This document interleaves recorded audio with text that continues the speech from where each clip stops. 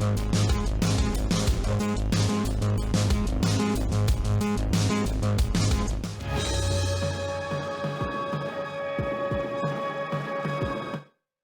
everyone, welcome to Toons. I'm Luke, and in today's video covering the Manchester Animation Festival, I'm going to be talking about the work in progress screening of The Inventor. So this video is continuing our coverage of the Manchester Animation Festival that's happening all week and is available to watch until the 30th of the month over on the MAF website, the link to which will be in the description. Now, unlike some of the events from the festival, such as the feature films, this work in progress screening is available internationally. So if you're not actually sure what a work in progress screening is, let me explain. So it's when they take a sort of behind the scenes look at an upcoming project. They might show you some bits and pieces of like finished scenes and animatics to show you where they're at with the film, but they also take you behind the process of making the film, and they talk you through why they've made certain decisions and just give you a bit of background on the making of the film. It's a unique look at a film that has not yet been produced fully, and so it's always one of the more interesting kinds of behind the scenes looks you get at a film, as when you are watching it you haven't seen the finished product yourself and you are sort of being teased with what's to come. So this work in progress was hosted by Capobianco, who is the writer and director of the film.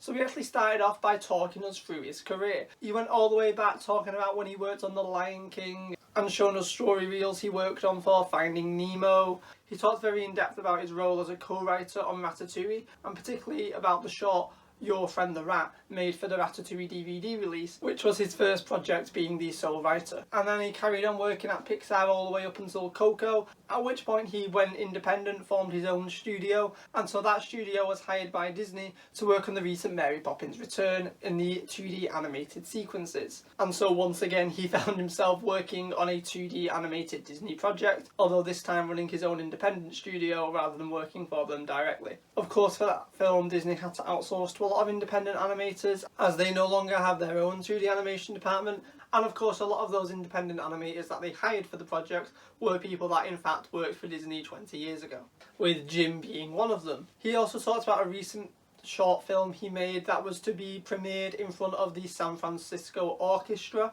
earlier this year. Of course, due to lockdown, that performance never went underway, and so it's still yet to be seen, but he said hopefully someday it will be released and shown in front of an orchestra. So that's Jim Capobianco, and that's exactly what he's been up to. You know, he talked about how after working at Pixar for so long, he enjoyed going independent and being able to return to 2D animation. Of course, whilst he was working at Pixar, over about a 10 year period, he was working on his own 2D animated short, Leonardo, in his spare time. So Leonardo was a short he released in 2010 and was about Leonardo da Vinci and many of his inventions. In a Q&A he did later on, he talked about how he'd always had a fondness for Leonardo da Vinci growing up. He said he'd always seen his work in lots of art books. He really is such a big influential figure, and he said he always had an admiration for him. And so he said it was looking at his artwork that he was inspired to create this short story, which allowed him to research the figure quite in depth. You know, it is true, Leonardo da Vinci is an incredibly influential figure. I personally have found myself covering him at least 2 times on this channel, in episodes of The Myth Behind the Monsters, because he has such a wide and varied reach that you can't look too far into the past without hitting something that Leonardo da Vinci was involved in. So like I said, when he was working on his short Leonardo, he'd done lots of research into the character of Leonardo da Vinci, and he'd found out lots of information about him. And he found that there was a period in which he moved from Italy to France. Whilst working on the short, he started to come up with more ideas to explore the larger story centred around that time period. You know, in the Q&A he did talk about how, sure, after working on Leonardo for so long, he wasn't exactly raring to jump into a new project straight away on Leonardo da Vinci again. Of course, that was 10 years ago he released that, so a fair amount of time has passed since then. But from what I do understand, he has seemed to have been working on this film, at least in the background, probably since then. And so it is now that when he has gone independent and he has his own studio, he's decided that it's time to invest a little bit more time into this project. and of course he launched a Kickstarter campaign to help fund the project. Now the Kickstarter was interesting. It wasn't to actually fund the production of the film itself, but it was to fund the production of the animatic, the story reel for the film, and they were asking for around $50,000. And from what I understand, they actually reached that goal within the first day, and so for the rest of the 30-day period, they were actually working towards some of their stretch goals, and they hit almost all of them, meaning they were able to use that money to fund other parts of the film that maybe they would have had to have found funding for elsewhere. I'll put a link down below to the Kickstarter because it does really explain in detail lots of different aspects of the film, and it really is fun to look at. But the Kickstarter has closed, so you aren't going to be able to pledge anything to get any of the rewards, but there's certainly some interesting stuff to look through. So you might be wondering, what actually is this film? Well, it is a stop motion animated film. When he was in the process of conceptualizing the film, he definitely decided he didn't want it to be in 3D animation. He felt it needed to either be 2D or stop motion because he wanted something tangible, as Leonardo was such a renowned illustrator and builder. But when he was in the process of conceptualising the film, he said stop motion seemed to be undergoing a bit of a renaissance. There was films like Fantastic Mr. Fox were being released, Leica were doing a lot, and of course Aardman was consistently producing stop motion films. And so something there inspired him, and he decided that this film should be stop motion, as they would be able to have tangible inventions that Leonardo could build and tinker upon. Despite this though, the film will blend in 2D animation, as Leonardo has famous sketches, as you constantly see him sketching out inventions, and those drawings and sketches will come to life with beautiful 2D animation that he and his team are known for. He said they've hired people from all over the world to work on this film, people that worked on Fantastic Mr. Fox, Isle of Dogs, The Nightmare Before Christmas, and Coraline. This film looks incredibly exciting. It's going to be the first stop motion film to be produced independently, and it's incredibly exciting stuff. So you're probably wondering, what is this film?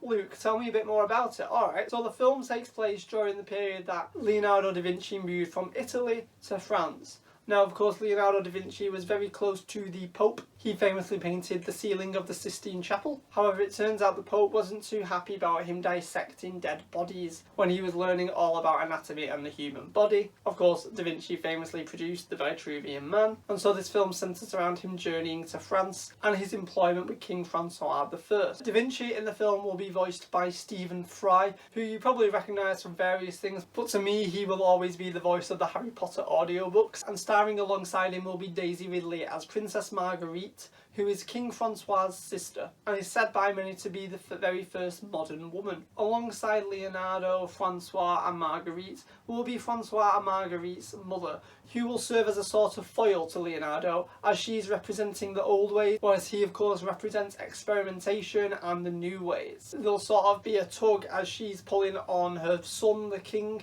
and Leo's sort of enticing Marguerite. And that seems to be like the central conflict and storyline of the film. Not too much was revealed, but they did show us a lot of beautiful concept art and character design, including all the characters I've mentioned and people like Leonardo da Vinci's assistants and many more. Overall, I'm incredibly excited for this film, although I will say the current plan is for it to come out around 2023, so it's certainly a long way off. They haven't started animation yet. They're still well within the pre-production process of making the film, so it's going to be a while. They did say the plan was for it to be released theatrically, and touch wood by 2023 that will be possible. One interesting thing he was talking about in the Q&A event was his background with storyboarding, how he found that nowadays more and more with a lot of people switching to digital to storyboard films, he found that a lot of people were overboard in their scenes, and it almost started to become that the storyboarders were actually animating out the scenes. And he was saying how that in many cases he's seen that lead to things like burnout, when he says it hasn't really greatly improved the film as to if they just mapped out the actual story beats and different shots, and how that the actual animating of those shots is almost redundant, as it's just going to be animated by the animators anyway. He said he found in many cases at Pixar that the storyboard artists were producing so many panels that when it came to the edit, a lot of the editors chucked a lot of those panels out because it was just too much for them to work with in the editing software.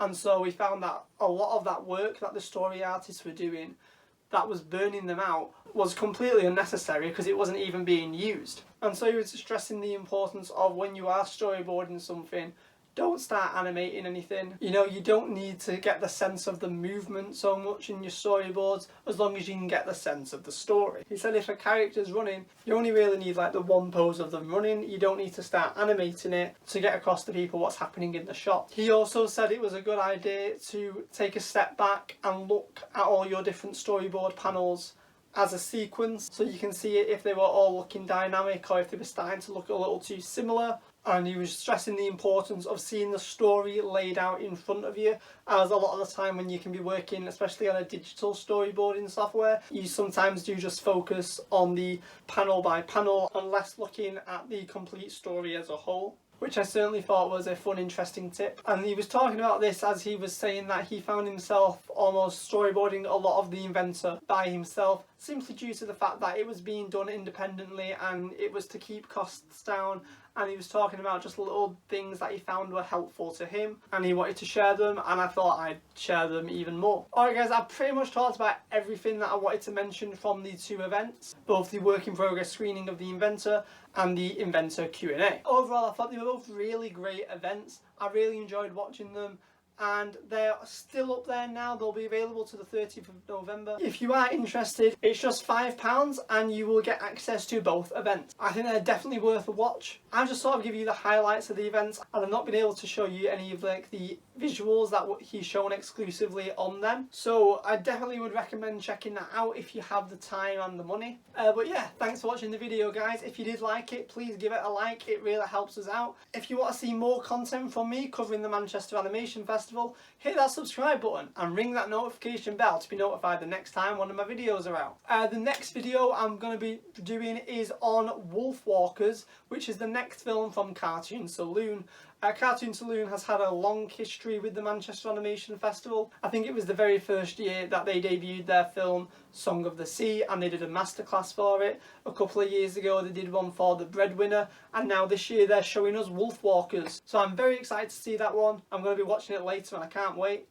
And that video will be up in the next few days. And in addition to the film, I will also be watching the Q&A, so I'm going to come and talk about both of them. And so I will be talking about that in the review as well. And that's going to be coming out in the next few days. Alright guys, thanks for watching. Cheers. Thanks for watching Tube of Tunes. If you want more from the channel, hit subscribe. If you want to keep up to date with what's going on, follow us on our socials. Hope you liked it. Cheers.